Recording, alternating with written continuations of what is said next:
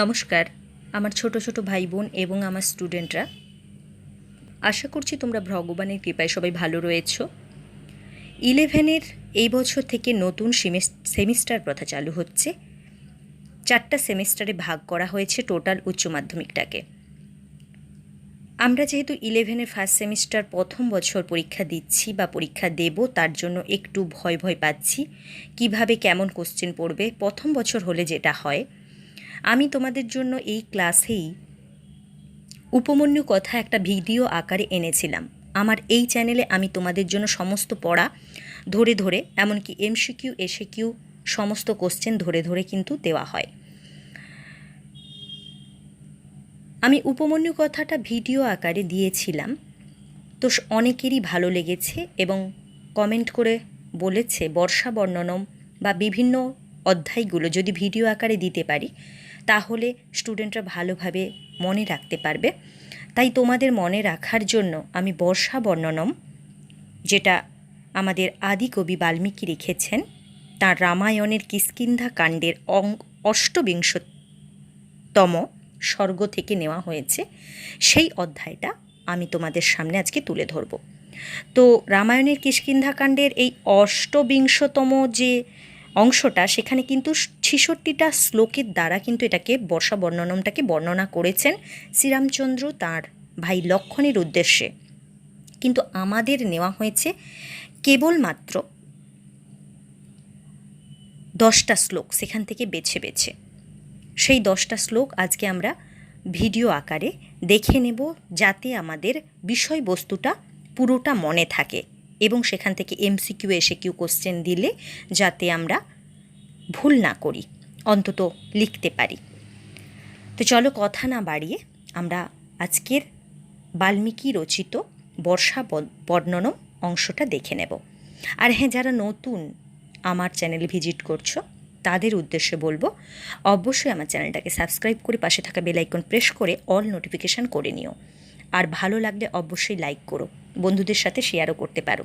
তাহলে যখনই আমি তোমাদের জন্য নতুন নতুন ভিডিও নিয়ে আসবো কিংবা তোমাদের পড়ার বিষয় এমসিকিউ এসিকিউ কোশ্চেন নিয়ে উপস্থিত হব, সময় মতো তোমরা তোমাদের ফোনে নোটিফিকেশান আকারে পেয়ে যাবে। তো কথা না বাড়িয়ে চলো আজকে তাহলে আমরা আদিকবি বাল্মীকি রচিত কিষ্কিন্ধা কাণ্ডের বর্ষা বর্ণনম অংশের 10টা শ্লোকে আমাদের পাঠ্যাংশে যেটা রয়েছে তার বিষয়বস্তুটা জেনে নিই।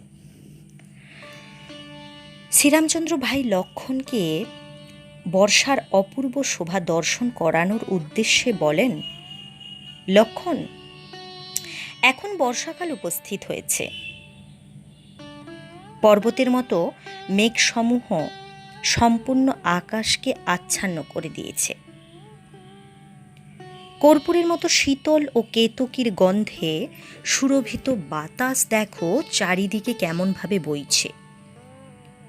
বর্ষার কারণে গ্রীষ্মের ধুলো দেখো প্রশমিত হয়েছে। বর্ষা শুরু হওয়াতে চারিদিকে একটা ঠান্ডা বাতাস বইছে। তার ফলে গ্রীষ্মের গরম দেখো দূর হয়ে গিয়েছে। বর্ষাগমনে রাজাদের যুদ্ধযাত্রাও কিন্তু বন্ধ হয়ে গিয়েছে। যারা বিদেশে থাকেন তারাও নিজের নিজের দেশে ফিরে আসছেন। সমগ্র আকাশে খণ্ড খণ্ড মেঘ ভেসে বেড়াচ্ছে, যা দেখে মনে হচ্ছে যেন খণ্ড খণ্ড পাহাড়ে ঘেরা এক শান্ত সমুদ্র। বর্ষায় তরঙ্গোত্থিত সমুদ্র মাঝে বিক্ষিপ্ত পর্বত থাকায় যেমন জলরাশি দৃষ্টিগোচর হয় না, তেমন আকাশের মাঝে মাঝে মেঘসমূহ বিরাজমান থাকায় আকাশও মাঝে মাঝে অস্পষ্ট হয়ে যাচ্ছে। নদীতে শাল ও কদম্ব ফুলের সঙ্গে পাহাড়ি মাটি মিশে যাচ্ছে, যার ফলে জল তাম্র বর্ণ ধারণ করেছে।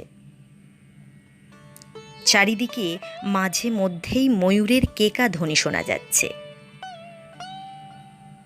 বর্ষাকালের এই সময়টাতে সাধারণ লোকেরা ভ্রমরের মতো কালো পাকা জাম পর্যাপ্ত পরিমাণে সংগ্রহ করে এবং সেগুলো খেতে থাকে। বর্ষায় বাতাসের বেগমানতায় আম গাছ থেকে আমগুলো মাটিতে পড়ছে। দেখো লক্ষণ, এই সময় মেঘের গর্জন শুনে মনে হচ্ছে যেন যুদ্ধোন্মত্ত হাতির মতো মেতে উঠছে, এবং তার সঙ্গে রয়েছে বিদ্যুৎ ও বলাকা। আকাশে উড়ন্ত বক পাখিদের দেখে মনে হচ্ছে যেন মেঘের গলার মালা হয়ে তারা আকাশে উড়ে যাচ্ছে। আর বিদ্যুৎকে যেন মনে হচ্ছে পতাকা স্বরূপ। মেঘরাশি জলভারে ক্লান্ত হয়ে পর্বতের উচ্চ শিখরে বারবার বিশ্রাম নিচ্ছে।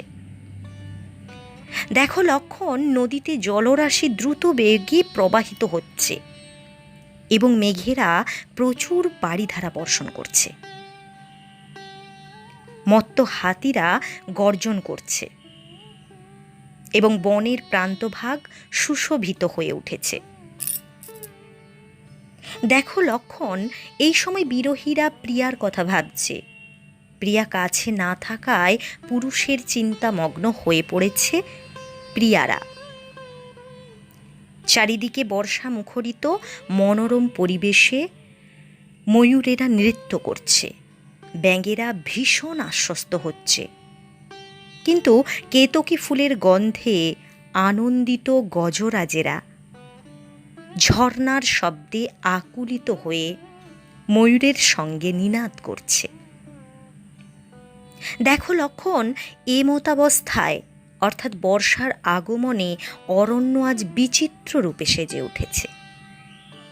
কোথাও ভ্রমরের গুঞ্জন, কোথাও ময়ূরের নৃত্যের মতো বনভূমি নৃত্যরত, আবার কোথাও বা হাতির মতো। তাই বনভূমি এক অনির্বচনীয় শোভা ধারণ করছে।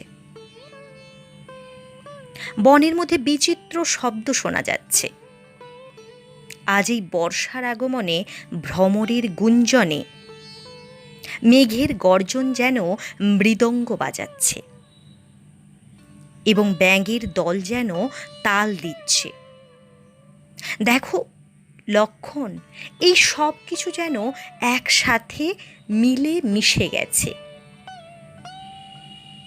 ঠিক এইভাবে শ্রীরামচন্দ্র তার ভাই লক্ষণকে মালব্য পর্বতে উপস্থিত থেকে বর্ষার আগমনে বর্ষার প্রাকৃতিক সৌন্দর্য বর্ণনা করেছেন। যেই 10টা শ্লোক আমাদের পাঠ্যাংশে রয়েছে সেটা এই 10টা।